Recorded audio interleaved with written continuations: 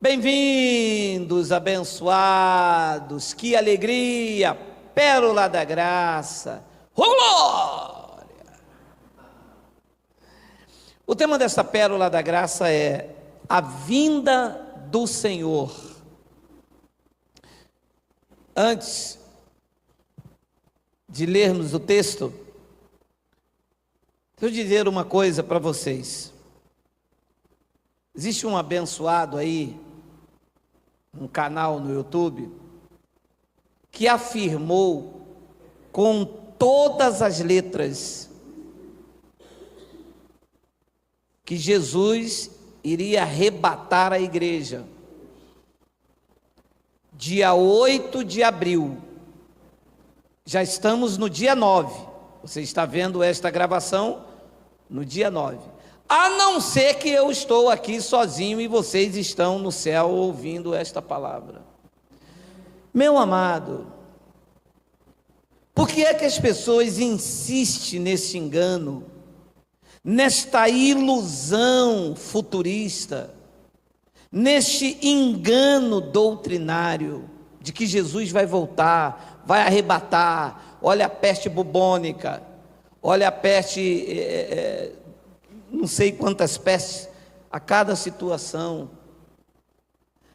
Por que é que então eles que insistem e dão, vocês devem conhecer, eu não vou dizer nome de canal, nem o nome da pessoa, porque eu não estou contra a pessoa, não estou contra nada disso, só que as pessoas ficam presas a essa falsa esperança, e depois eles ficam mandando para mim, no meu WhatsApp, sobrecarregando aqui, entendeu? Perguntando, mas o que aconteceu? Ele não veio, mais um erro.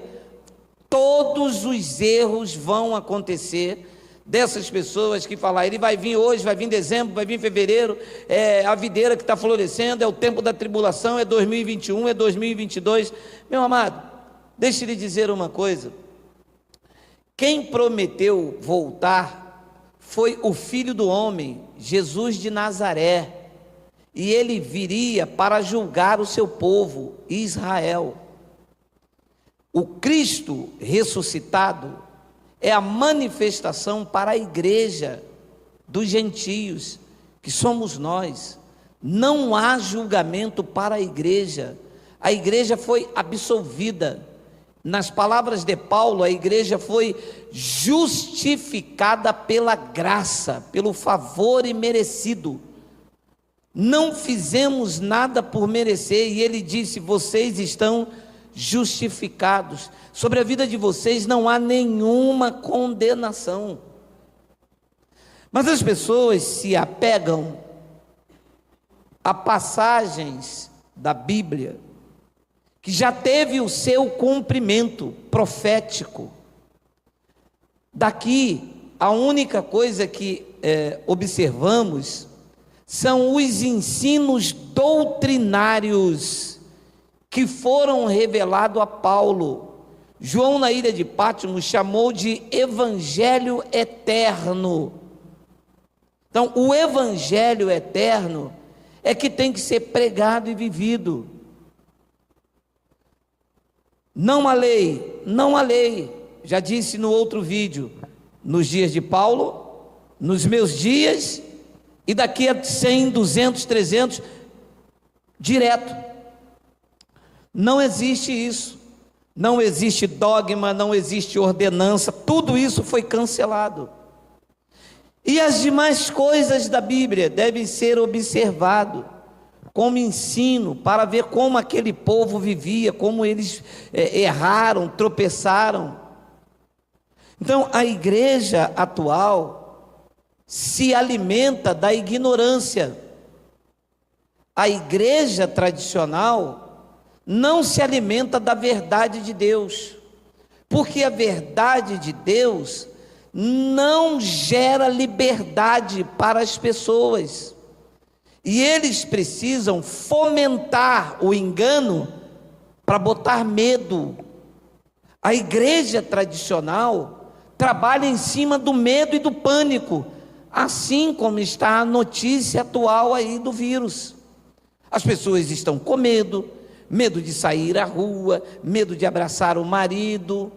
a mulher já não quer beijar o velho, já há muitos anos. Aí já arrumou desculpa agora do coronavírus. Ela não usa nem uma máscara, ela já bota um travesseiro assim na frente, que é para não ver o velho. Abençoados, deixa eu lhe dizer uma coisa com sinceridade, a você que está em graça comigo. Jesus, o Filho do Homem, já voltou. Ele não vai voltar mais.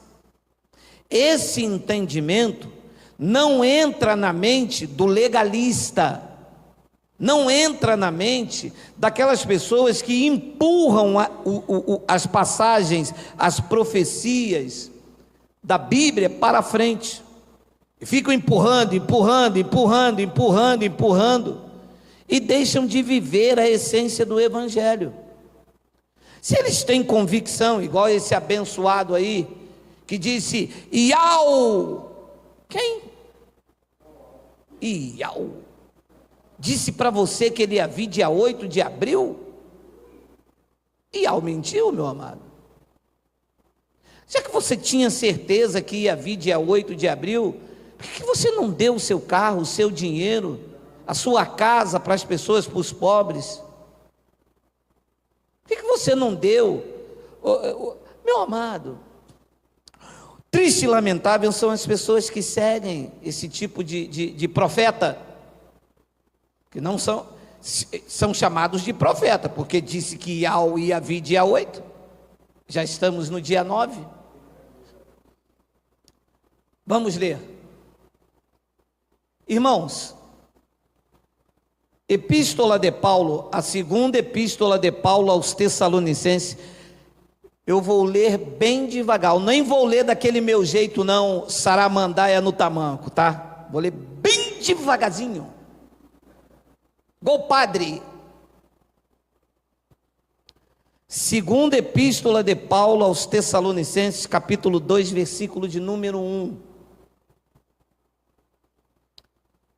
Irmãos, no que diz respeito à vinda de nosso Senhor Jesus Cristo e à nossa reunião com Ele, nós vos exortamos. Paulo está escrevendo aos Tessalonicenses. Isto é uma doutrina? Não. É uma conversa de Paulo com os Tessalonicenses. Há uma doutrina aqui para ser aplicada à igreja atual? Não. Paulo está se dirigindo à igreja do Brasil? Não. Tem alguma doutrina aqui que pode ser considerada eterna? Não. Então ele está tendo uma conversa com algumas pessoas. Essas pessoas estão em quarentena? Também não. Estão no Brasil? Não. Quem eram esses irmãos? De Tessalônica. Eles falam tanto de hermenêutica, eles falam tanto de exegese. Aprendi, viu, doutor? Viu? Mas o que eles apresentam é heresias. Será que Paulo, quando escreveu aqui irmãos, no ano 53 da escrita desta carta, poderia imaginar que eu estaria aqui lendo esta carta? Claro que não, Paulo não era vidente.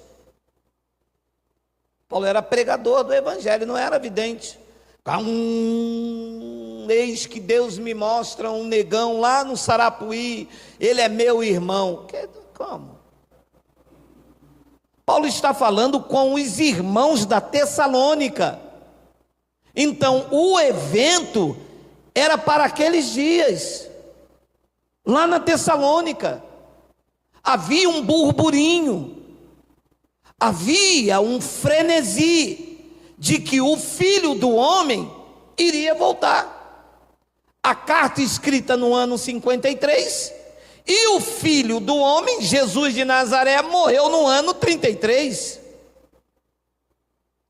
Estavam dentro daquele evento, o acontecimento, a cada esquina, a promessa do juízo estava sendo falado. Por quê? Porque o Filho do Homem prometeu que iria vir nessa geração aí que Paulo está escrevendo. A expectativa era muito grande. Então vinha um e dizia: olha, a vinda do Senhor já aconteceu. Aí vinha outro e dizia: vai demorar. E este burburinho chegou na cidade de Tessalônica. E Paulo, então, está falando com eles. Tanto é que Paulo se inclui nela.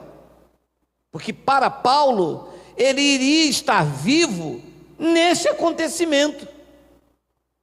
Só que foi decapitado em Roma. Ah, mas isso não está escrito na Bíblia. E você só crê se você lê, né? Porque a história para você não conta, né? Então Paulo não morreu decapitado porque não está escrito, né? Então Pedro não morreu de cabeça para baixo porque não está escrito, né? As pessoas ignoram o fato histórico. Não, porque não está escrito aqui, porque... Meu amado, fica de quarentena, fica. Faz isso não. Não ignora a história. Então ele diz aqui, irmãos, no que diz respeito à vinda do nosso Senhor Jesus Cristo. Então Paulo estava falando com os irmãos na Tessalônica, não está falando comigo. Isto não é uma doutrina para ser aplicada. O que nós observamos de Paulo é a doutrina que ele pregava. Eu não observo a forma em que Paulo andava. Paulo vestia avental. Ia lá, a gente segue Paulo, usa avental também. Ia lá, Paulo não... olha só, Paulo não casou. E eu também não vou casar não, eu estou na graça. Hein, negão? Hein, negão? Você não casou não, negão? Pô, pode parar, cara. Ouve, deixe-se libertar, sai dessas amarras, para com essa paranoia, permita-se crescer na graça e no conhecimento, para com essa coisa louca, entenda, daqui o que nós temos que extrair é a sã doutrina. Não são os acontecimentos para aquele dia, não é a cultura, entende? A paranoia. As pessoas se pegam num texto de Paulo que ele escreveu aos Coríntios, e disse: o homem, a mulher está presa ao homem enquanto ele viver. Mas isto era um evento para a cidade dos Coríntios, e fazem disto uma doutrina ferrenha, e o marido bate na mulher, e usa o versículo,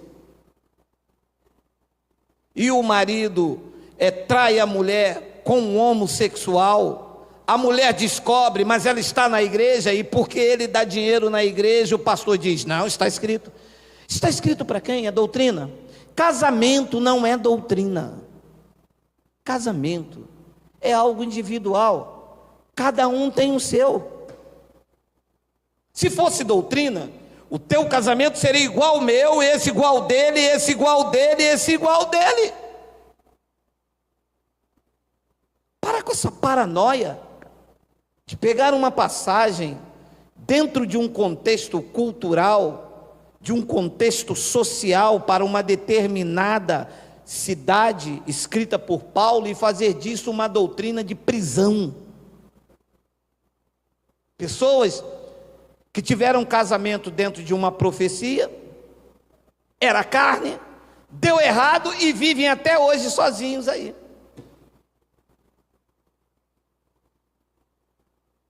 Mas vamos ali, a vinda do Senhor.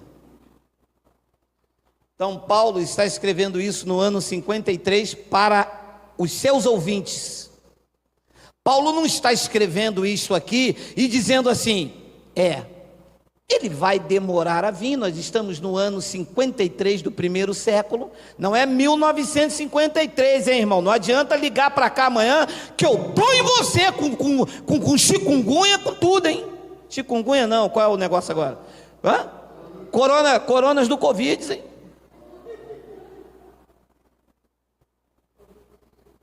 O ano aqui é 53 da era cristã. Você acha mesmo que Paulo está escrevendo isso e dizendo, eu vou escrever isso aqui, para ele vai demorar mais ou menos, o quê? 1900? Não, 2000, não, 2020, e as pessoas vão ler e vão se alertar. Para com isso, opa. Então Paulo diz no versículo de número 2, a que não vos demovais da vossa mente. De qual mente? Da minha ou dos Tessalonicenses? Claro, você está escrevendo a ele, está falando com ele, não tem doutrina ali não, é um argumento, gente. Aqui tem doutrina aqui, ou é um argumento entre Paulo e os Tessalonicenses? Quando tiver doutrina, sã doutrina, a prática para a igreja, aí você diz, isto serve também para mim, servirá também para quem vier daqui a 100 anos. Mas é um relato de Paulo aos Tessalonicenses. Tem doutrina aqui? Diga não, eu digo. Então Paulo está tendo uma conversa com os seus ouvintes no ano 53, capite, a que não vos demovais da vossa mente com facilidade, nem vos perturbeis, quer por espírito, quer por palavra, quer por epístola, como se procedesse de nós, supondo ter chegado o dia do Senhor. Pode parar aqui. Então, significa que estava acontecendo um burburinho no ano 53 da primeira era cristã, e as pessoas começavam a dizer fake. Aí Jesus vai voltar, Jesus está voltando. Não, ele já veio, ele já chegou, já aconteceu. Então Paulo disse, olha, vocês não se perturbam. Vocês aqui em Tessalônica, vocês não se perturbam por espírito, ficar inquieto, por palavra, e quer por epístola, por alguém que escreveu. Epístola é uma carta, tá, doutor? Ou uma epístola, como se procedesse de nós, como se fosse Paulo e os pregadores, os pregadores daquela época tivessem dizendo, chegou o dia do Senhor. Você está entendendo, sim ou não? Sim. E olha o que diz o versículo de número 3, ninguém de nenhum modo vos engane. Vos engane quem? Nós aqui do Brasil, ou dentro desta conversa que Paulo está tendo com os Tessalonicenses? Com eles lá, gente, não tem doutrina ali, tem lei, tem graça. É uma conversa, gente, de Paulo com os Tessalonicenses. Isto foi uma carta que Paulo escreveu aos Tessalonicenses. Vamos observar quando encontrarmos doutrina. Não há doutrina aqui, é um relato de Paulo com os seus ouvintes naquela época. Ninguém de nenhum modo vos engane, porque isto não acontecerá. Isto o quê? A vinda do Senhor. Correto ou não correto? Correto. Porque isto não acontecerá sem que primeiro venha a apostasia. Pode parar aqui. Ano 53. A apostasia começou no ano 66, na grande tribulação, na perseguição pelo Império Romano. A crueldade era tanta em que as pessoas estavam negando a fé.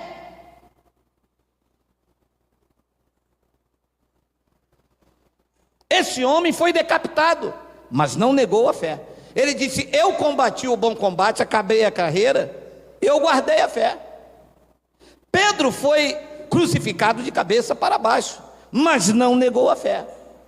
Havia também Antipas, a fiel testemunha, havia Policarpo, havia várias pessoas que passaram pela grande tribulação. E os outros? Muitos apostataram da fé, deixaram a fé. Aí ele diz: a vinda do Senhor, disse Paulo no ano 53, não acontecerá sem que primeiro venha apostasia. Agora leia, agora vem o choque de ordem. E seja revelado o anticristo. Mas eles dizem que é anticristo, ali está escrito o homem da iniquidade. Os professores da escola dominical e alguns pregadores de Quissuco, que são pregadores de Quissuco, dizem que é o anticristo, mas ali diz que é quem? O homem.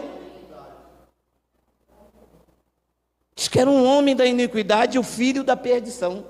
Será que Paulo, quando escreve isso aqui, estava olhando e dizia: já sei, este homem será Bill Clinton? Será? Será que Paulo olhou para cá e disse: já sei, este homem vai ser... Não, aquele do Usain Bolt, né? Aquele que... Usain Bolt. Olha, gente, é porque eu falei que ia falar, mas dá vontade de sair por aqui dando uns terra, uns glória, uns rabanada. Então, Paulo diz: olha, a vinda do Senhor, falando com eles, não vai acontecer sem que primeiro, número 1, venha a apostasia, e seja revelado o homem da iniquidade, o filho da perdição. Aqui tem uma vírgula. Vamos continuar a conversa. O qual, olha, o homem da iniquidade, o filho da perdição. Diz que o qual o homem se opõe, é um diabo, opositor, é um adjetivo, e se levanta contra tudo que se chama Deus, ou é objeto de culto, e diz que o homem da iniquidade, o filho da perdição, a ponto de se assentar no santuário de Deus. Pô, parar!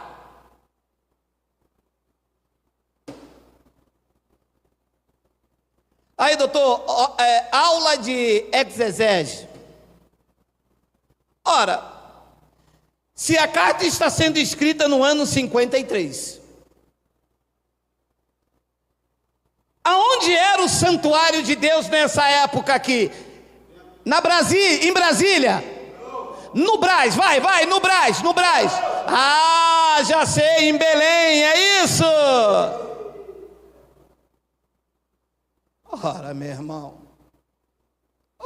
irmão, se a epístola está sendo escrita no ano 53, os olhos de Paulo está falando com os seus ouvintes, aonde era o santuário de Deus no momento da escrita? Não era o templo lá em Jerusalém? Uala!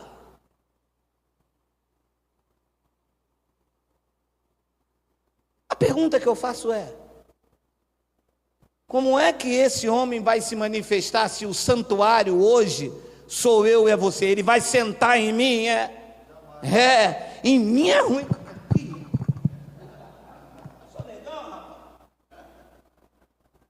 Que homem vai sentar em mim, me amassar todo, vai me estrunchar todo? Assentar aqui é que o homem da iniquidade ia entrar dentro do santuário lá em Jerusalém, o templo lá em Israel. Quem foi este homem? Que esta palavra se cumpriu dali a alguns dias, 53 para 70, são 17 anos. 17 anos depois dessa escrita. O livro História dos Hebreus, escrito pela CPAD, diz que o general Tito filho do imperador Vespasiano, entrou dentro do templo, saqueou, matou a espada, derrubou e fez a lenha. Este era o homem da iniquidade, o filho da perdição. Como é que a igreja tradicional empurra isso aqui para frente, dizendo que é o anticristo, que é Emmanuel Macron? Emmanuel o quê? Emmanuel Magrão?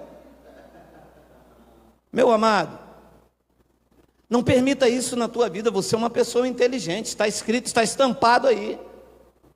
E ele entrou lá ostentando-se como se fosse o próprio Deus.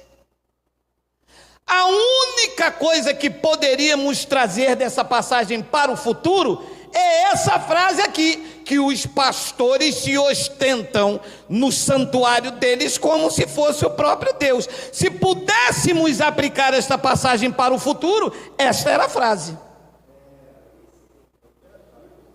Porque eles são o próprio Deus.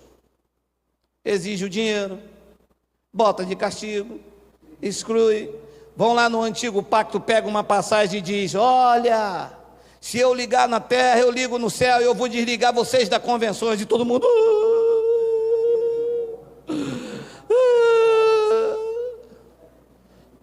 Agora em dezembro nós vamos consagrar, dizem os pastores, né? Dizem os que se ostentam como próprio Deus, nós vamos consagrar aquele obreiro fiel. E fica aquela disputa, aquela carnalidade para quem sentar aqui. Eles gostam disso. Igreja cheia, 5.000 pessoas, e eles sentados aqui com aquela carinha deles.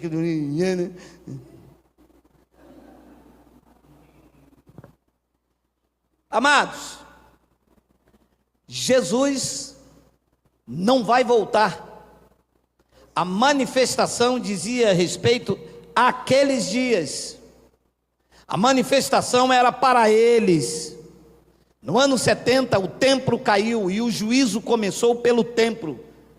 Deus usou a espada de Tito, o filho da perdição, o homem da iniquidade.